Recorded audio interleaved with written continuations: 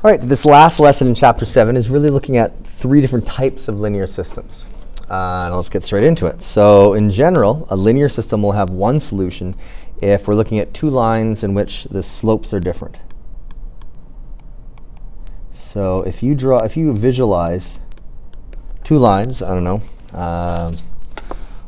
one like this and another one that has any sort of different slope, even just slightly different, like, I don't know, this. At some point, they have to cross each other, and they have to cross each other in only one spot. So they have one solution.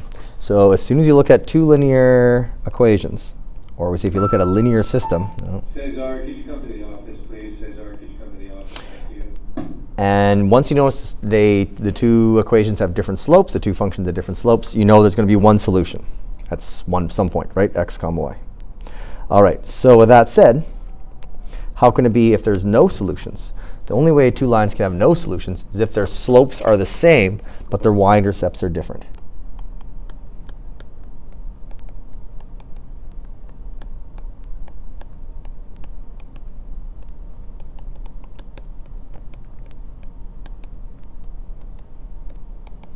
Which really means I'm describing parallel lines here.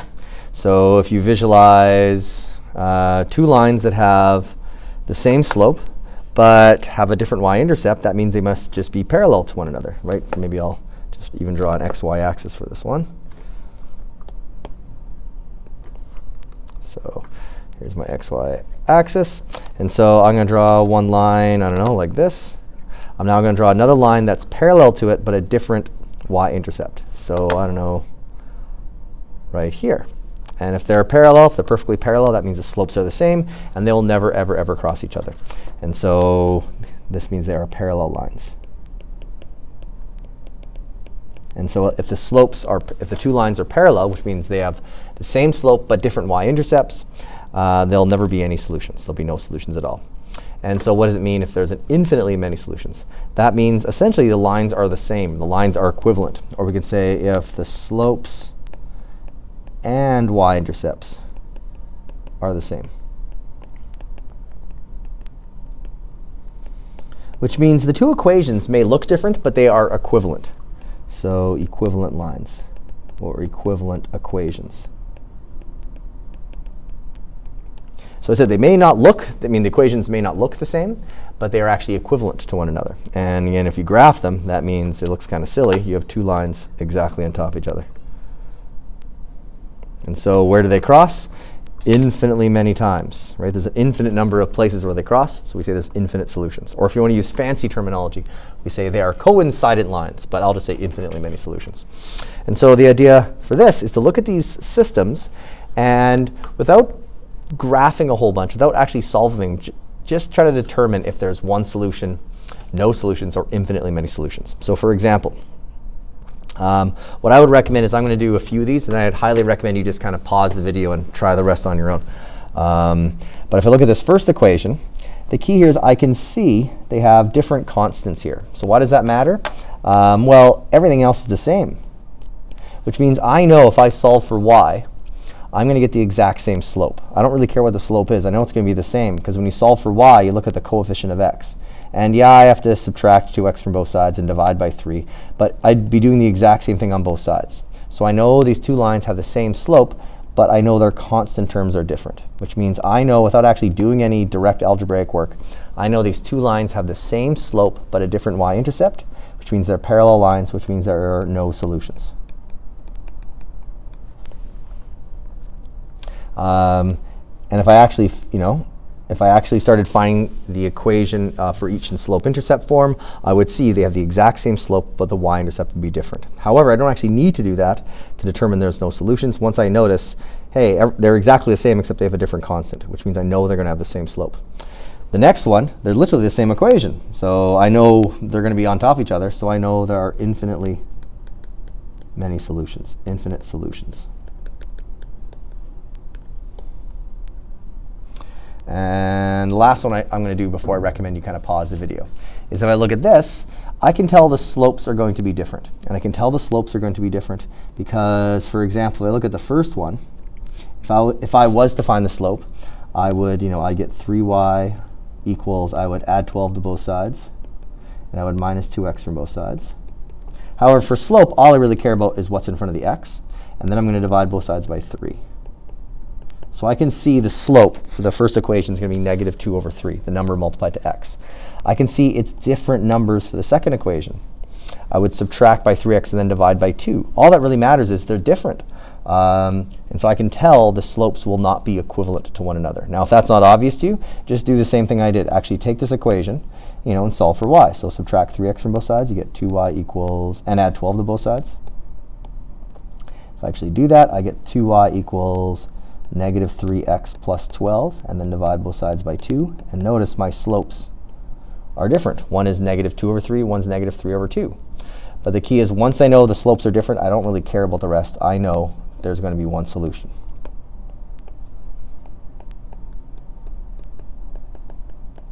All right, so at this point, I recommend you pause the video and try the rest. Okay? Sometimes it's more obvious than others, but in the end, I'm just looking for these 3 things. All right, did you pause the video? I hope so. Anyways, let's look at this one. This is going to have infinitely many solutions, and it becomes much more obvious to me if I add 12 to both sides right here. If I add 12 both sides to that first equation, I can see these 2 equations end up being exactly the same. And so that means there's going to be infinitely many solutions.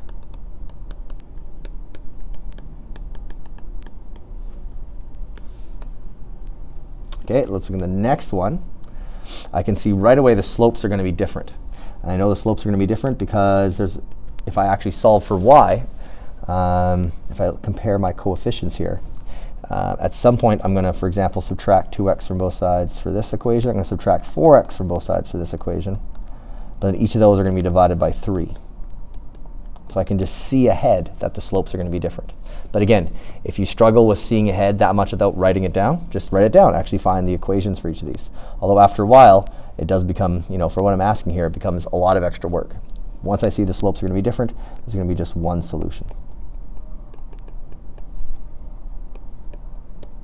Okay, what about this one?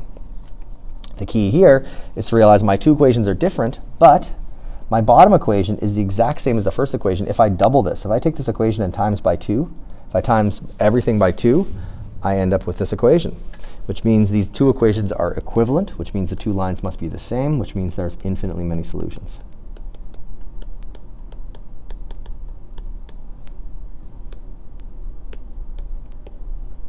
Brings me to the last 3. Okay, if I look here, I can see my slopes. If I look ahead, my slopes are actually going to be the same. For example, if I subtract 2x from both sides here, this first equation will become 3y, and I add 12 to both sides, even though I don't really care about that for slope. 3y equals negative 2x plus 12, and then I divide by 3. I can see my slope right there is negative 2 over 3. Notice if I do the same thing with this, I'm going to get an equivalent fraction. If I subtract 4x from both sides and subtract 24 from both sides, I get 6y equals negative 4x minus 24. But then when I divide everything by 6 to isolate the y, my slope is negative 4/6. Negative 4/6 is the same thing as 2/3.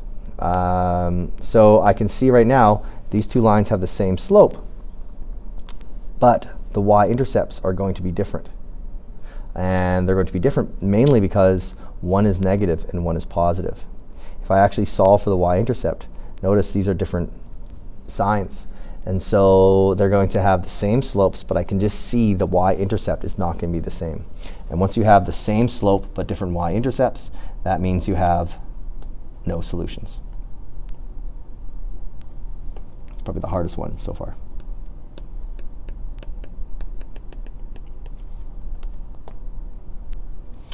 This one here, I can see really quickly there's going to be one solution, and that's because I can see the slopes are going to be different. And I can see the slopes are going to be different because I have right now the same coefficient in front of the x, but a different coefficient in front of the y, which means when I solve for y, at some point I'm going to get different slopes. And that's all. Once I see my slopes are different, there's nothing more to do. And so lastly right here, if I look at this equation, my equations are different, but if I take my first equation and multiply by -1, I end up with the second equation. The only difference between these two equations is one has all the opposite signs.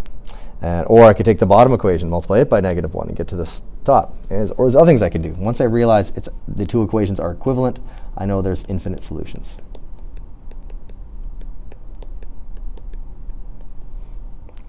All right, and that leads me to my last problem, which is just understanding what these different possibilities mean in terms of a fairly simple scenario, which is a race.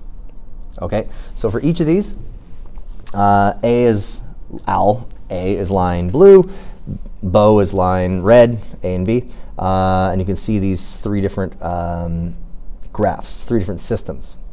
For each of these, we want to state how many solutions the system has.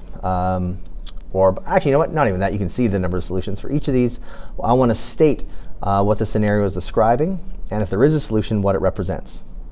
All right. So again, I'm going to answer the first one, then I recommend you try the other ones on your own. If you look at the first one, first of all, there's one solution. Okay. So what does that solution mean? This is the instant B, or Bo, gets passed by A, or I'll say this is when A passes B. Because if I look before then, you know, if this is time and this is distance, before then, I have Al here, the one in blue. Al has traveled less distance than Bo, or I'm going to say A and B. Or perhaps, if that's still not clear, let me put that on hold, and let's think what else we can see here. I can see here that the line in red has a lower slope, so I can see that B is slower, or I can say that A is faster. But notice right here, B started higher, which means B had a head start. Or you could say B cheated. So keep in mind, B is slower but has a head start. So at first he's in the lead, but eventually, because A is faster, eventually A overtakes at this instant. And that's the instance when A passes B. That's what the solution represents. And then, you know, eventually A wins. And A wins because it reaches the same distance in less time. And so I also should say that A wins this race. So all of that. B is slower, A is faster, B has a head start, and that solution represents when the instant that Al passes Bo or A passes B. I can see all from looking at that. There's a lot of little things I can see from that. So let's look at this one. Again, time on the x-axis, distance on the y-axis. So what do we see here? Well, in this case, first they're both running the same speed because the slopes are the same. But Bo still has a head start.